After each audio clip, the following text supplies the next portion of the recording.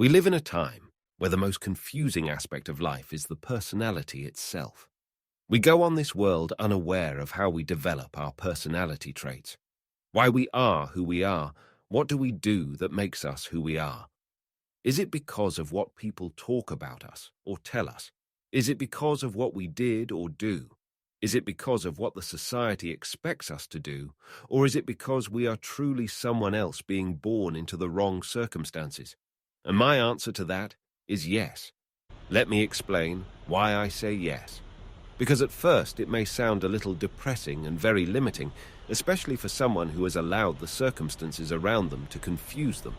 But it is not depressing, and by the end of this presentation, you will be very optimistic and feel the freedom of being able to choose the desirable personality trait or traits. So, my answer is yes. And it is yes, because if any of these ways of thinking are what you are experiencing, then it means that that is what you are believing and mentally and emotionally practicing. If that is what you believe, then that means that is the truth. As you have a new experience, you physically create neurosynaptic connections in your brain. And as you keep practicing those thoughts daily, those connections become stronger, and the number of the synaptic connections made gets bigger and bigger. And the bigger the number of the synaptic connections are, and the stronger those connections are, the more you keep thinking about those thoughts, and you will feel stuck inside your mind. You will feel like that is what you are or who you are, but that's not true. Now here comes to play what is called the second brain, or the limbic brain. This part of the brain is responsible for the emotional reaction we have when we go through a mental reaction or when we have an experience outside of us in the shared reality. No matter what form, internal or external, what we feel, all those emotions or feelings are produced from the limbic brain as the reaction to your thoughts or your experience in the beautiful and surprising shared reality. Let's recap it again, so we can make more synaptic connections of this knowledge in order to enforce it on our memory. Thoughts or external experiences fire already made synaptic connections and make new synaptic connections to make those synaptic connections stronger. The more we have that experience, internal or external, the stronger those connections are, and the harder they become to prune them off and to let go of those thoughts and feelings. And those experiences have a proportional chemical reaction, or what we call emotional reactions. Now, the longer we have those emotional or chemical reactions, the more the body will get used to that feeling or chemical balance. So this is the practical method we have used in our lives to build our personality traits. But this also what we do every day. We are not someone, or we don't have some personality traits, but by using this knowledge, we understand that we do our personality. We build our personality. The majority of thoughts and feelings are what determine our personality. We are not brave. We do brave. Brave thoughts and brave actions produce brave internal emotions. And what we feel is what we come to conclusion to believe of what we are. So, if we determine to think brave thoughts, and in the situations where the potential of showing brave actions is provided, and you chose to have that experience of being brave by taking the brave action, as a result, you will feel brave. And then you will go to the conclusion that you are brave. Our thoughts and actions determine our reactions, and our reactions are the emotional illusions that we buy into. Now, when you have people telling you who you are supposed to be, you have an internal mental strategy that you play in your mind. That can be thoughts of you being who others tell you to be, or you see others in your mind telling you those bad words, then you see yourself being that person.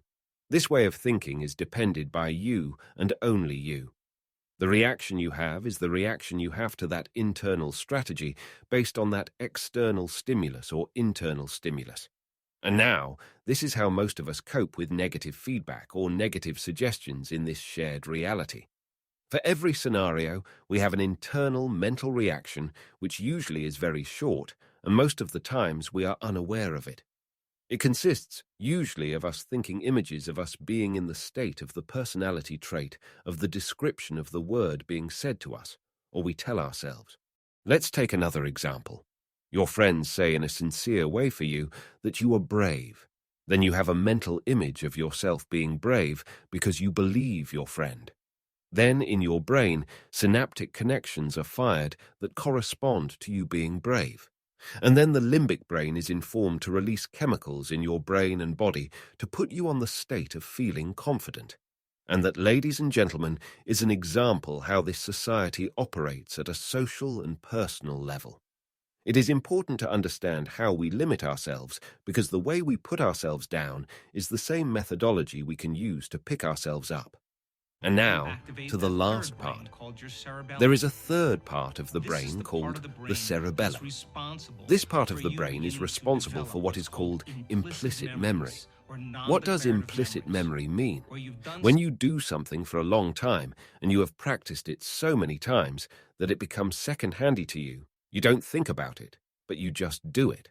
Like, for example, walking or writing or playing a game or driving or thinking optimistically or pessimistically. These are called implicit memories. Here in the cerebellum are all these activities that you had to do at the beginning, slowly, step by step, and after practicing many times, you reached a point where you did not have to think about it anymore, but you just did it. This is the part of the brain where all these unconsciousness activities occur. All the softwares for our unconscious activities reside. Now let's put all our information together in a simple way to understand. First, we try things for the first time.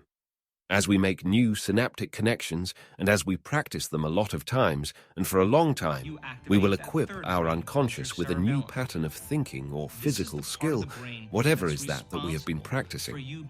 Now, in order for us to become someone new, all we have to do is to have a new thinking way and behaving way.